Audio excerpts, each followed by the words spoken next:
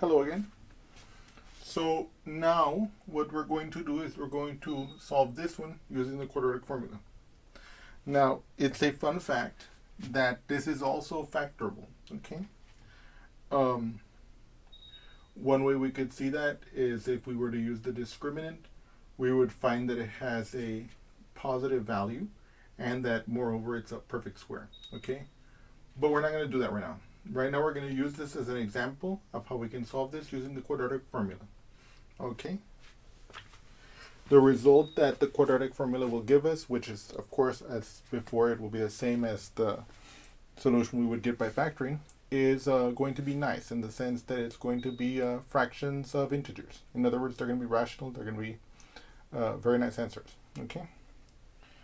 Now, but let's begin therefore to solve it using the quadratic formula. Okay, let's begin. As before, we have the quadratic formula. In a quadratic equation of the form ax squared plus bx plus c equals 0 has the solution x equals negative b plus or minus the square root of b squared minus 4ac all over 2a. And of course, that's the quadratic formula. Okay. Okay. So as before, as you notice, there's no explicit number written here. So we know that the coefficient in front of the x squared term, the a in our quadratic formula, must be equal to 1. Our b, the coefficient of our x term, is going to be positive 9/2. You see that? And finally, our c, the constant term in our template over there, is negative 5/2. Okay? And so it's always good to list out what your a, b, and c are. What your a, b, and c are, so that you can plug them in effectively into your quadratic formula. And let's write that down here. X equals negative b plus or minus the square root of b squared minus 4ac all over 2a. Okay. So now what we're going to do is we're going to start plugging in these values, okay? Because,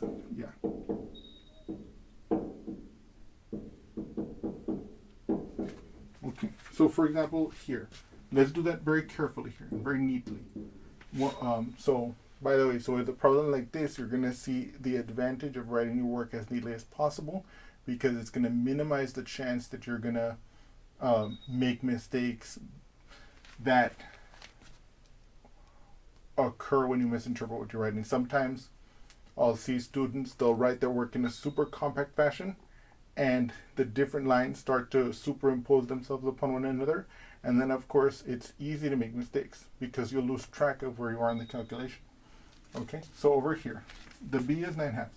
So this will be negative 9 over 2 plus or minus the square root of b squared.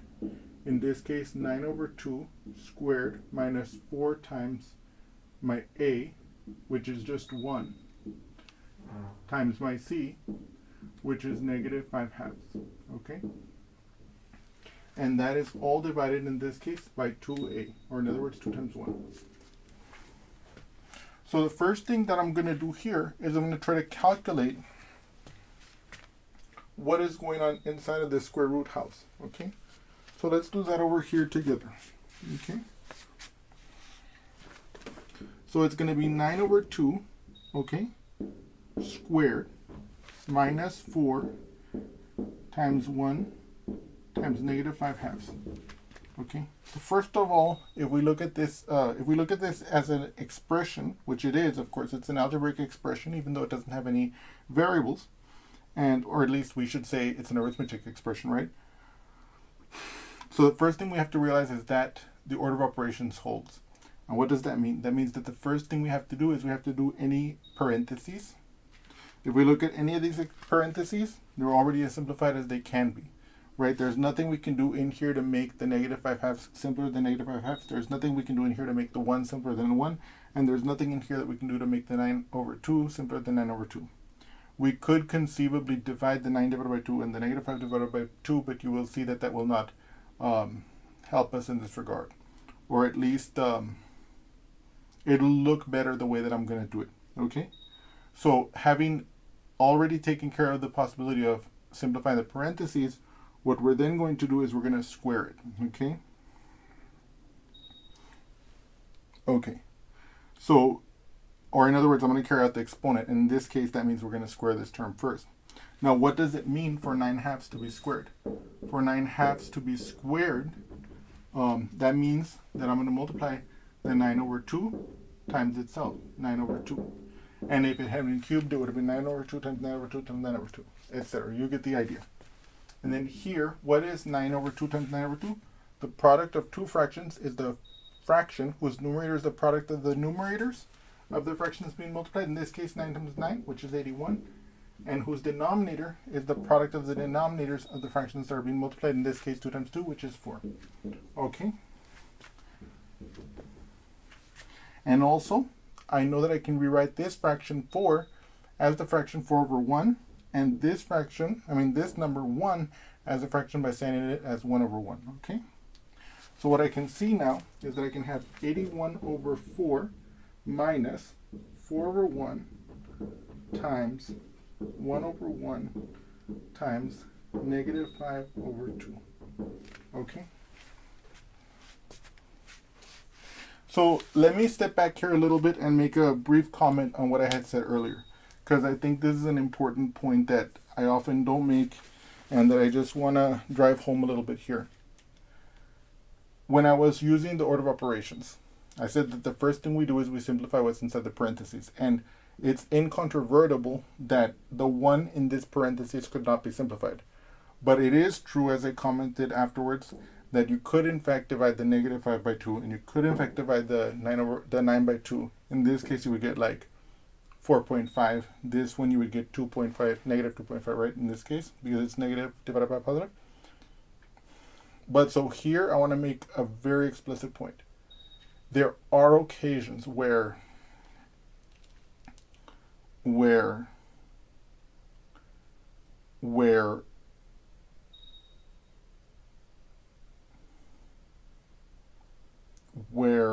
the way that you can perform an arithmetic calculation most cleanly kind of avoids certain calculations like that. So for example, I could have done 9/2. I could have simplified this to 4.5, and then I could have multiplied it out. But it was better, and this kind of like judgment will come with time, okay? And but so I wanted to make that very clear, that it was in fact possible that I could have, like, for example, divided this out. I would have gotten 4.5, and then I would have squared it, and I would have still gotten this answer. But if you keep it like this as fractions, you'll see that the numbers will come out much better, okay? And so I made a conscious choice there. And I want you to know that if you do lots of calculations like this, you will develop a feel for when it's appropriate to do one thing or the other. Okay. Now over here, okay, now let's continue with this calculation here. If you look at this expression, and we're going to apply the order of operations, we know that, what is it? It's parentheses first, then exponents. There's no more exponents, as you can see. Then it's multiplication and division as we go from left to right. So if I'm looking at this and I go from left to right, what's the first multiplication or division? It's this multiplication. So if I multiply 4/1 times 1/1, I'll get 4 times 1, which will be 4, 1 times 1, which will be 1. And so I can replace this expression by 81/4 minus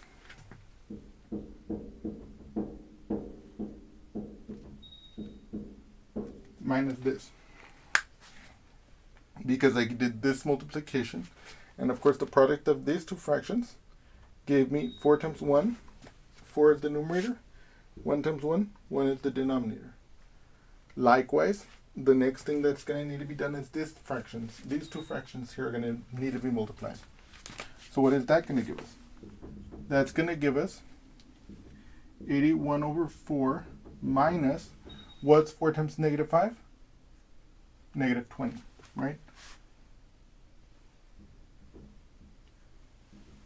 And that's going to be divided by 1 times 2.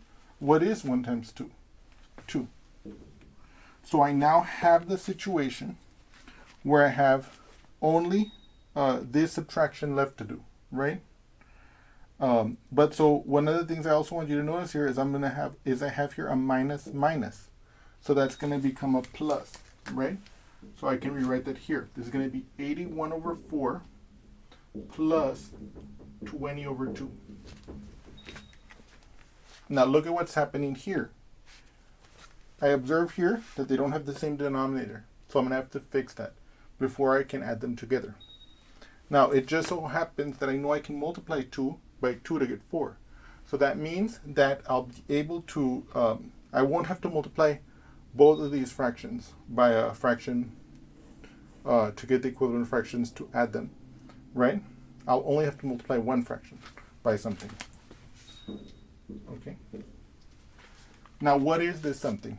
We recall that whenever we're adding two fractions with different denominators, what we have to do is we have to multiply the two fractions respectively, or in some cases, as in this one, only one of them, by a fraction that equals 1, but with the goal, with the objective, of getting both of the fractions to have the same denominator.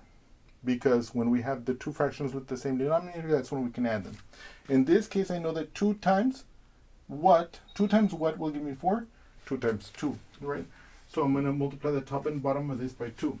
Any fraction that has the same numerator and denominator is equal to 1. And so in essence, I'm multiplying this fraction 20 divided by 2 by a fraction that equals 1. So in other words, this new fraction will have the same value as the original fraction, but it will have a denominator that is equal to this denominator. Okay? So in other words, it's going to be 81 over 4 plus 20 times 2, that's 40. 2 times 2, that's 4.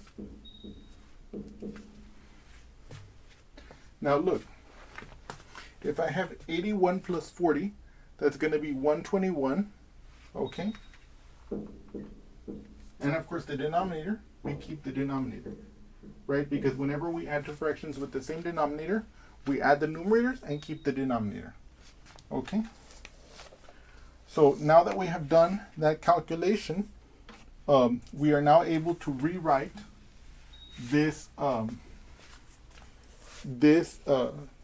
quadratic formula expression into the next stage, so that we can actually start to get closer to getting the actual solution of this quadratic. Now, by the way, I know that some of you might notice by now that I picked these numbers so that we would have to carry out this kind of fraction calculation. And I confess to you that that is true. One of the things that I think a lot of students have difficulty with, at least in my experience, is calculating with fractions. And I think it's absolutely important to not let go of your ability of calculating with fractions, because in a situation like this, they're very nice, and they come out, they make the solution come out very nicely. And also, I think that, you have to be comfortable with decimals, but you also have to be comfortable with fractions. Neither one is necessarily better than the other. It just depends on the situation at hand. Okay? So now we're going to simplify this. Okay?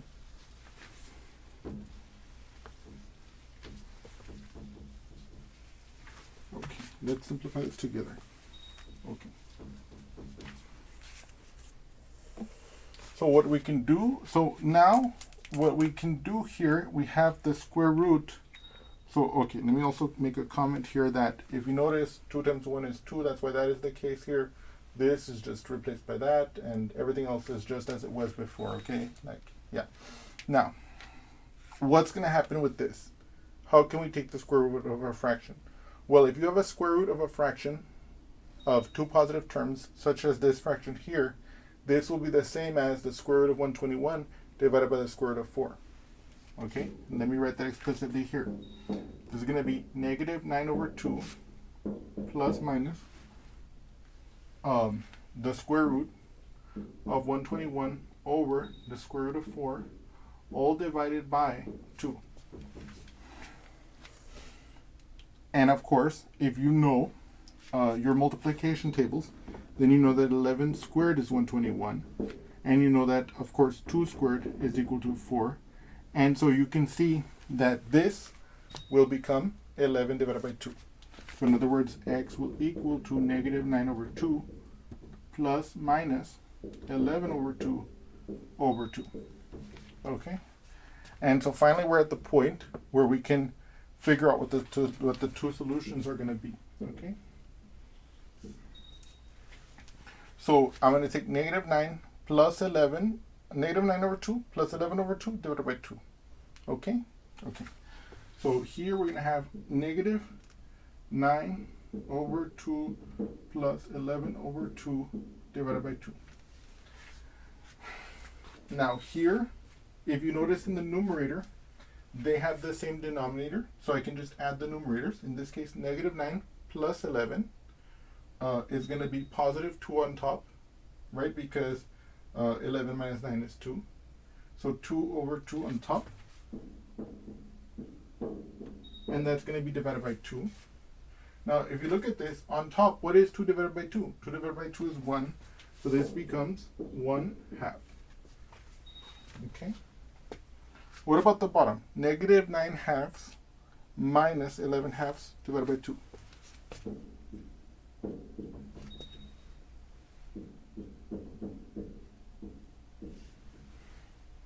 Okay? Now here, we're subtracting two fractions with the same denominator. They have the same sign, so we're going to add their absolute values to get the absolute value of the difference in this case. So negative 9 minus 11 is negative 20. So in this bottom part, we're going to have negative 20 over 2 on top divided by 2. Now, what is negative 20 divided by 2? That's negative 10, right? And what is negative 10 divided by 2? Negative 5.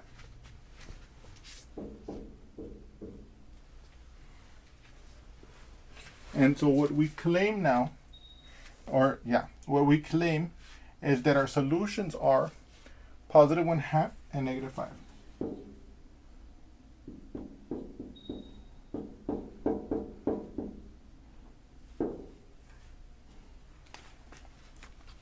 Okay. So now one of the things I want us to do is I want us to verify that this is the case. And so let's do that together, okay?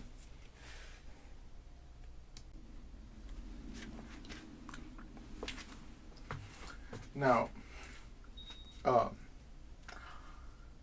so one way that I could do this is I could plug in, and that is a possibility. But first, I wanted to show you that if I have the factors that correspond to these two zeros, that they will multiply to give us this quadratic, okay?